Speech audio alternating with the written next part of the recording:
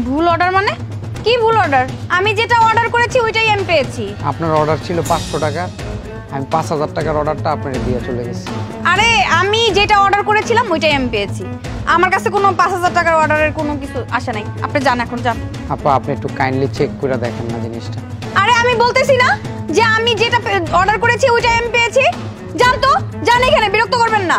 আপা আমার চাকরিটা চলে যাবো আপা, আমার ঘরে একটা অসুস্থ মা আছে, আমার বোনটা লেখাপড়া করে আপা, আমি অনেক কষ্টে এই চাকরিটা জোগাড় করছি আপা, একটু দেখেন না দয়া করে আপা, তাহলে আমার অনেক উপকার হয় আপা।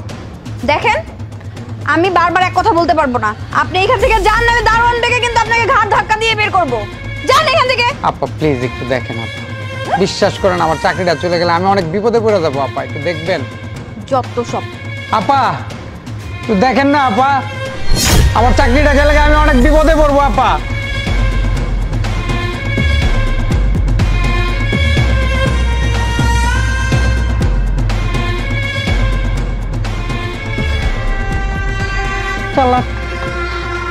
কোন পাপে ধরছিল আমারে, আমি তারা ওনার ভিত্তিতে আমি ভুল ডেলিভারিটা দিয়ে গেছি।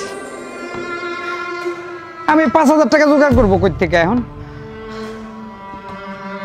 আমার চাকরিটা গেলে আমার মার ওষুধ কিনুম কি দিয়া, আমার বোনটা লেখাপড়া বন্ধ হয়ে যাবো।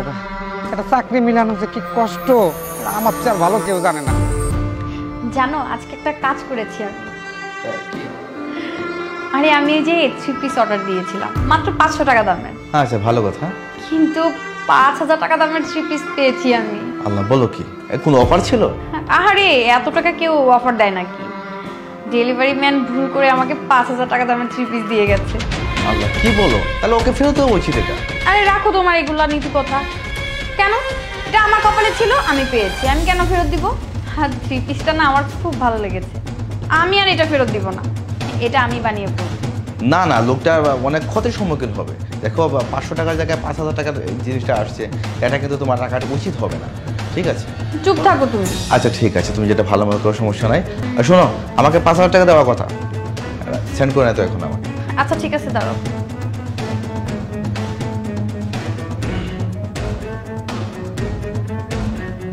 আল্লাহ, আমি এটা কি করলাম? কেন, কি হয়েছে?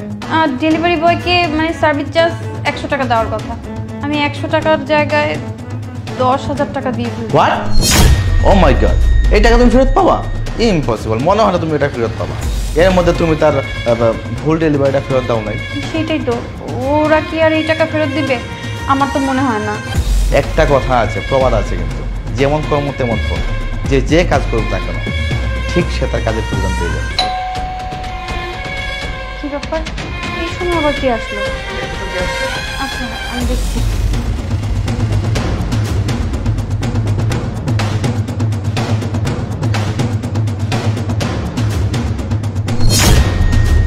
আপা আপনি মনে ভুল করে 100 টাকা দিতে যায় আমার 10,000 টাকা দিয়ে দিচ্ছে। হ্যাঁ ভাইয়া, ভুলে হয়তো 10,000 টাকা চলে গেছে। আপু আজকে তো আপনার টাকাটা আমি ফেরত দিতে পারবো না, আমি শুধু আপনাকে ইনফর্ম করতে আসলাম, আপনি টেনশন করবেন না। কালকে ফার্স্ট আওয়ারে অফিসে যেয়ে আপনার টাকাটা উঠিয়ে 9900 টাকা আমি আপনার বিকাশে ফেরত দিয়ে দেব। একটা কথা বলি আপু, আমরা সারাদিন রোদে পুড়ে কষ্ট করে রাস্তায় দাঁড়িয়ে থেকে আপনাদের একটা অর্ডারের অপেক্ষা, আমি ইচ্ছা করলে টাকাটা রেখে দিতে পারতাম, আপনি কিছুই করতে পারতেন। কেন রাখি নাই জানেন? আপনারা বিশ্বাস করে আমাদেরকে হাজার হাজার লাখ লাখ টাকার অর্ডার দেন, আর আমরা সেই অর্ডারটা ডেলিভারি দিয়ে যাই। আপনারা এতটুকু বিশ্বাস করেন আমাদেরকে, আর আপনাদের 500 টাকা 5000 টাকার একটা অর্ডারের লোক আপনারা সামলাইতে পারেন। এতে কি হয় আপু জানেন? আমাদের মতো ডেলিভারি ম্যানরা চোর হয়। ভাই, আমি আমার ভুলটা বুঝতে পারছি, আমি এর জন্য অনেক লজ্জিত।